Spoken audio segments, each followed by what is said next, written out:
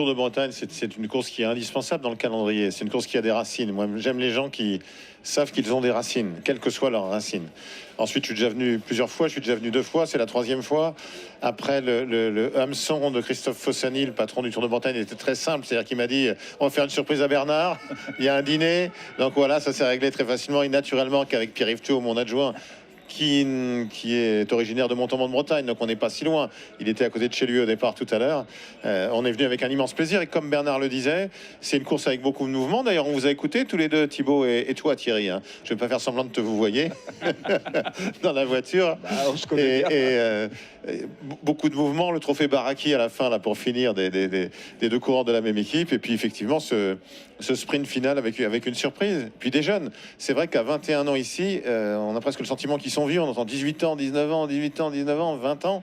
Mais ça correspond aussi à ce qui se passe dans le peloton des professionnels à l'échelon supérieur, avec des jeunes qui à 22 ans sont capables de gagner le Tour de France. Ce matin sur le podium, Bernard a dit, la question qui lui était posée, c'était mais pourquoi vous êtes là? Il dit, mais si moi je défends pas le Tour de Bretagne, qui va défendre le Tour de Bretagne?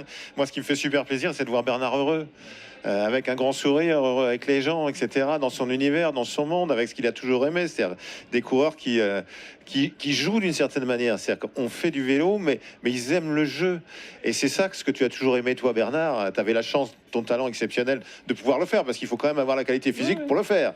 Mais c'est hyper agréable à voir et à suivre. Hein. Il y a 2 courses qui m'intéressent énormément sur le Tour, parce que c'est quand même un peu mon milieu.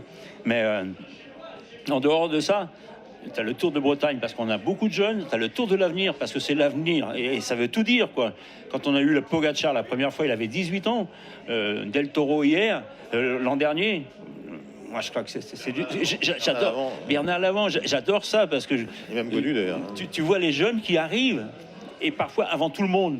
Le Tour de Bretagne a cette particularité de révéler des talents, c'est son ADN, mais aussi d'être très bien organisé. Vous qui faites Paris-Nice, le Dauphiné sur une semaine, vous pouvez comparer village départ, village arrivée, beaucoup de monde, des beaux parcours, une vraie fête du cyclisme. De la ferveur, de l'enthousiasme, des sourires. Et puis c'est vrai que la raison de ma présence, outre Bernard bien évidemment, c'est de dire merci à tous les bénévoles qui font que la course existe. On a une chance immense, nous, au Tour de France et dans les épreuves d'ASO, c'est qu'on est payé pour assouvir notre passion.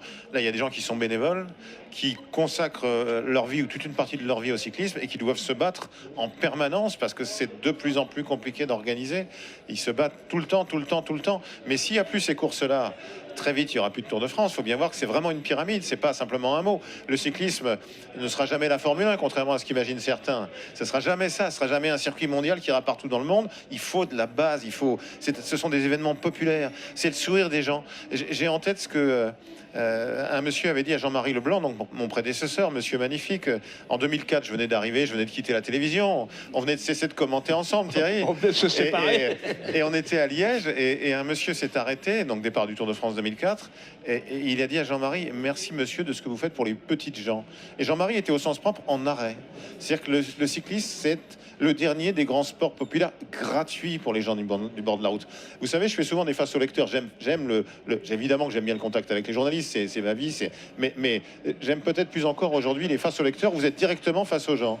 Et la première question que me posent les gens directement, qui est une question que les journalistes ne me posent pas, c'est est-ce que le Tour de France sera toujours sur une chaîne gratuite ?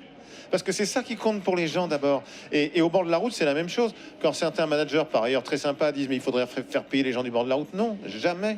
Si vous voulez tuer le vélo, faites-le. Faites payer. Ce n'est pas possible. Oui, peut-être dans les Flandres, il y a tellement de gens qui adorent. Alors, on fait des circuits, on tourne dans tous les sens. Il y a toujours un mont, c'est facile. Il y a toujours un mont, quelque part, juste à côté. Ce ne sont pas les gens qui sont au bord de la route qui payent.